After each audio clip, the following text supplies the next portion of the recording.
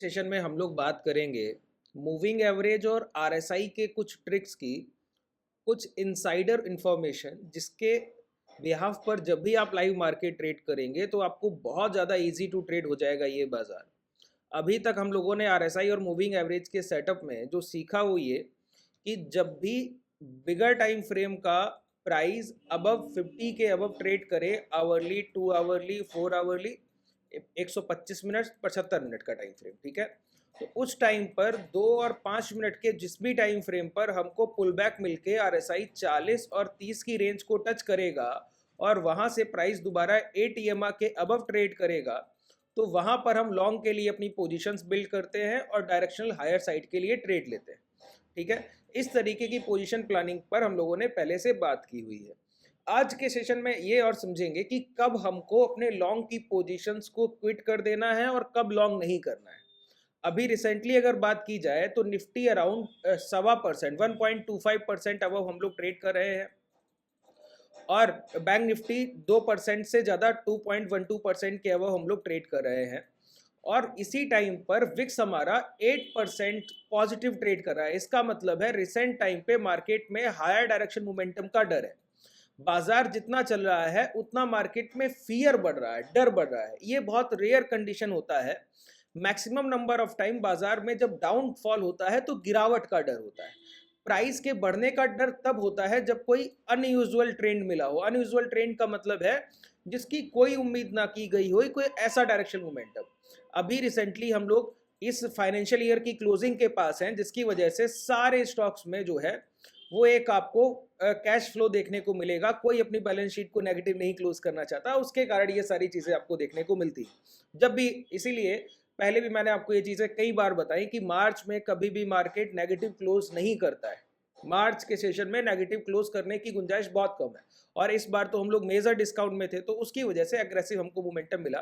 47,800 के लो लगाने के बाद अभी हम लोग 51,600 ट्रेड कर रहे हैं और 51,800 के आसपास के हाई लगा कर आए हैं, जो हमारा मेजर रेजिस्टेंस एरिया है।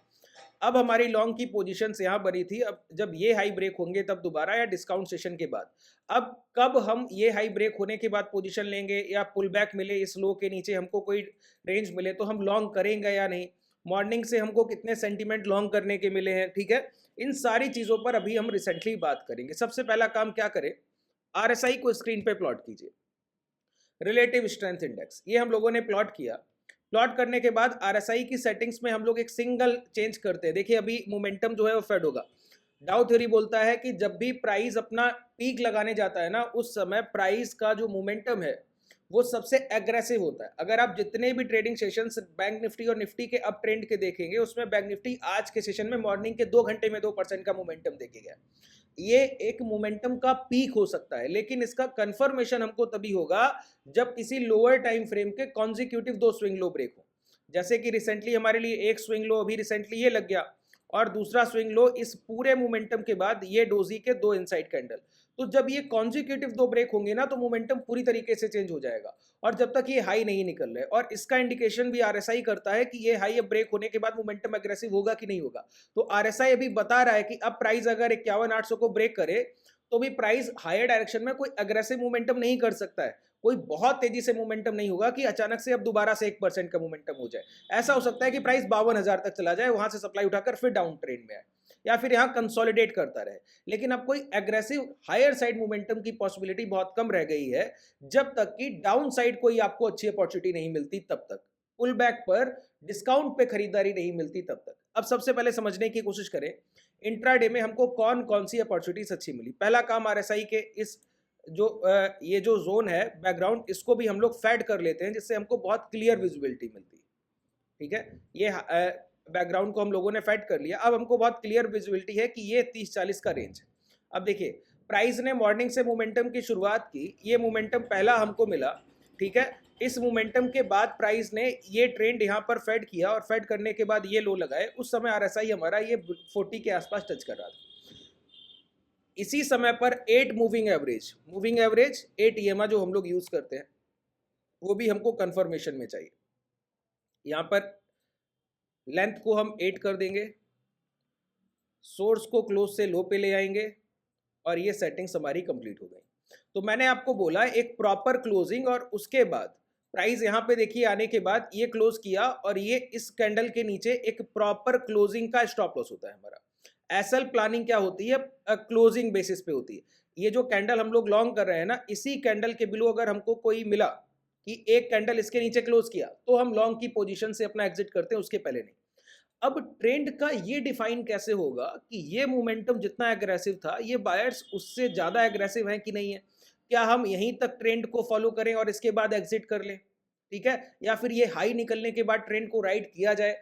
एसएल ट्रेलिंग बहुत मच नीडेड आप लोगों के लिए होता है। जब भी आप 2 और 5 मिनट के टाइम फ्रेम को ट्रेड करेंगे तो वहां पर आपका स्टॉप लॉस ट्रेलिंग जो है वो बहुत बड़ा रोल निभाता है, ठीक है।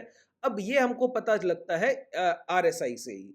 स्ट्रेंथ प्राइस की आपको बता देगी कि रिसेंट प्राइस का मोमेंटम कैसा है, ठीक है, ये स्ट्रेंथ से पता लग जाएगा। देखिए अगर लोअर टाइम फ्रेम पर कोई प्राइस अचानक से, जैसे कि ये आरएसआई है, मैंने आपको टॉप बताया कि 85 पर 85 87 जाकर आरएसआई फ्लैट हो जाता है, फिर मोमेंटम हायर साइड नहीं करता है, प्राइस चलते रह सकता है। इसका भी आपको बिल्कुल देखिए सर्टन यहाँ पर आपको दिखेगा।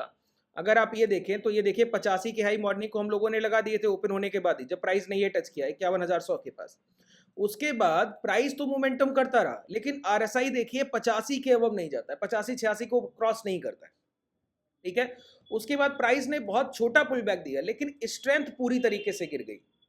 प्राइस तो बहुत छोटे पुल बैक से चला गया, लेकिन स्ट्रेंथ पूरी तरीके से गिर गई। इसी को हम बोलते हैं स्ट्रेंथ एक्यूमुलेशन। यही हमारे लिए स्ट्रेंथ एक्यूमुलेशन है कि प्राइस का करेक्शन कम है कंपैरेटिवली प्रीवियस रैली से, लेकिन स्ट्रेंथ पूरी तरीके से गिर गई। मतलब हम दोबारा से एक डिमांड जोन में है, एक्यूमुलेशन जोन में, ठीक है। इसको भी हम रिलेटिव स्ट्रेंथ इंडेक्स में मैंने आपको सिखाया पहले। सेम ट्रेडिंग सेशन जो प्रीवियस ट्रेडिंग सेशन के प्लान थे उसी के मोशन पे हम काम कर रहे हैं।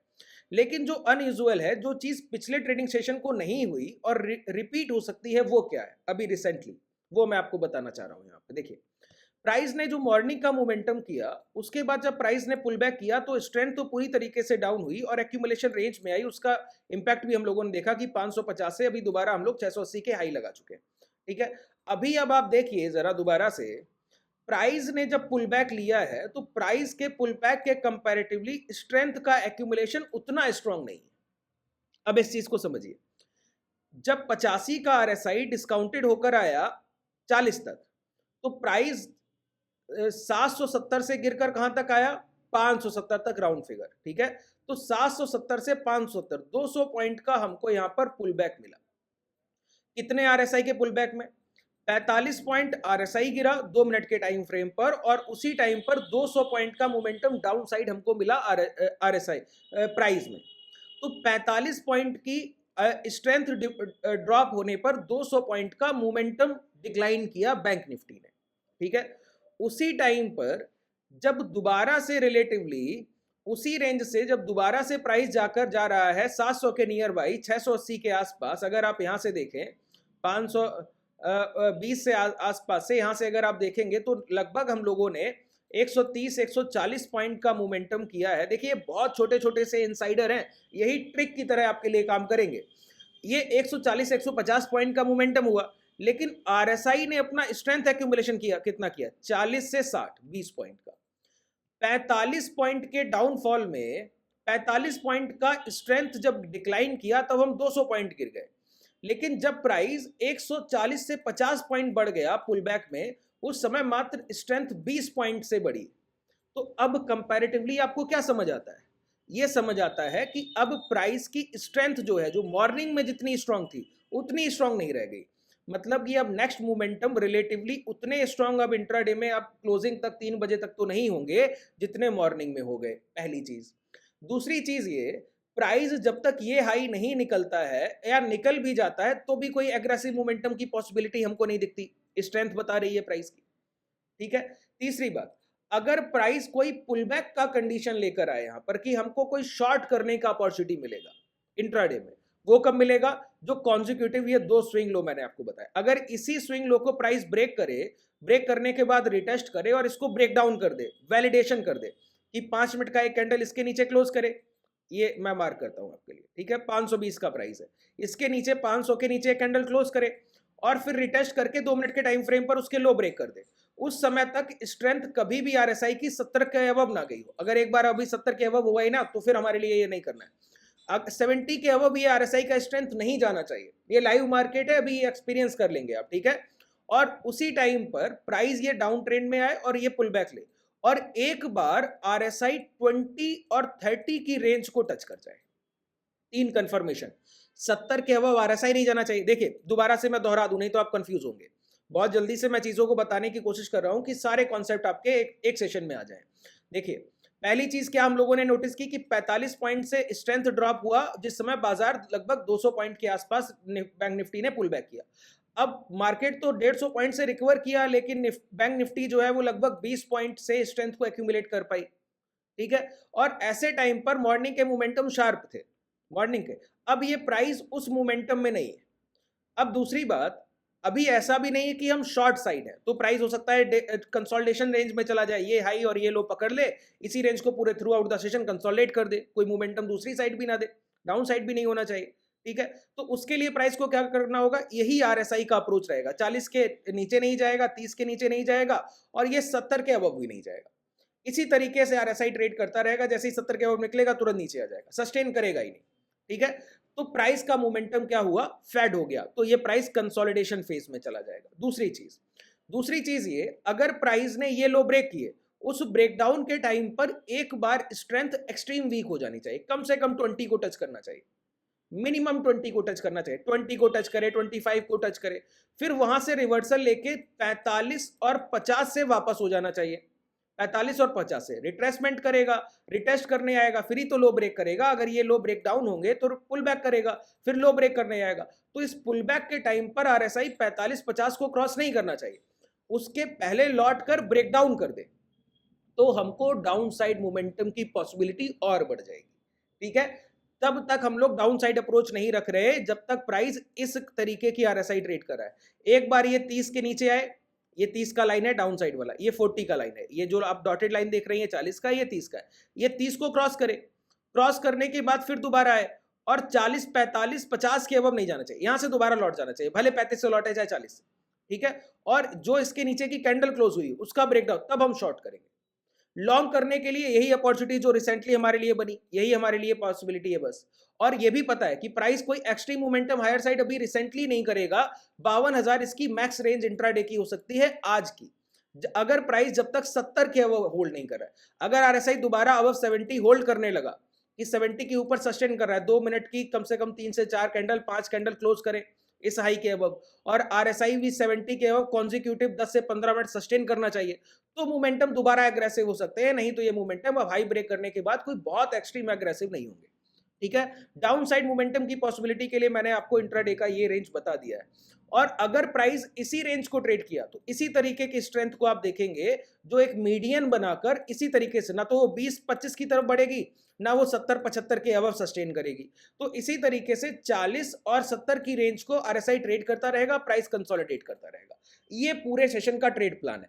देखिए सिर्फ आपने क्या किया, एटीएमआ हमारे किसके काम का आता है बताइए, एटीएमआ हमारी एंट्री के काम आता है, कि हमारी एंट्री परफेक्ट हो जाए, वो ये हमको यहाँ पे दे ही रहा है, ठीक है। कोई सिंगल स्टॉप लॉस आपका कोई ट्रेड हंट नहीं कर सकता। एटीएमआ का इतना बेहतर आपको एंट्री पॉइंट आपको निकाल के देता है, 8 एक्सपोनेंशियल, ठीक है वो सिंपल मूविंग एवरेज ईएमआ हम उसको बोलते ही हैं। बस सिर्फ सोर्स लो का क्लोज हम लोग वहां पे रख रहे हैं, लो का सोर्स रख रहे हैं, बस इतना ही काम कर रहे हैं और कुछ नहीं, ठीक है।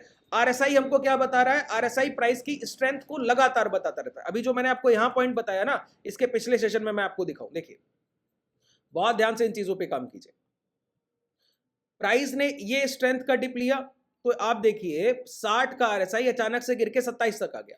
लेकिन जब दोबारा प्राइस ने पुल बैक किया ना, तो इतने ही मोमेंटम में, देखिए इतने मोमेंटम में गिरा था, और ये डॉटेड लाइन जो वर्टिकल है इस पे नजर रखिए, तो आरएसआई की स्ट्रेंथ साथ में आप देख पाएंगे। तो देखिए पहली बार आरएसआई से मात्र 60 तक था, जब ये हाई लगा तो 66 तक थी। तो स्ट्रेंथ जो थी वो प्रीवियस टाइम से स्ट्रांग थी।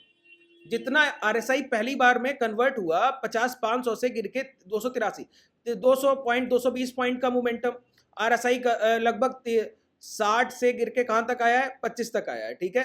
तो आरएसआई आपका लगभग ये 35 पॉइंट से 35 पॉइंट रह गया। और दोबारा जब रिवर्सल हुआ तो देखिए ये आरएसआई 66 तक गया, और प्राइस उतना ही मोमेंटम करके गया है, प्राइस उतना ही मोमेंटम करके गया। तो स्ट्रेंथ प्रीवियस डिक्लाइन से जब अब ट्रेंड आया तो स्ट्रेंथ और स्ट्रांग हुई, वो आज के सेशन में मिसिंग।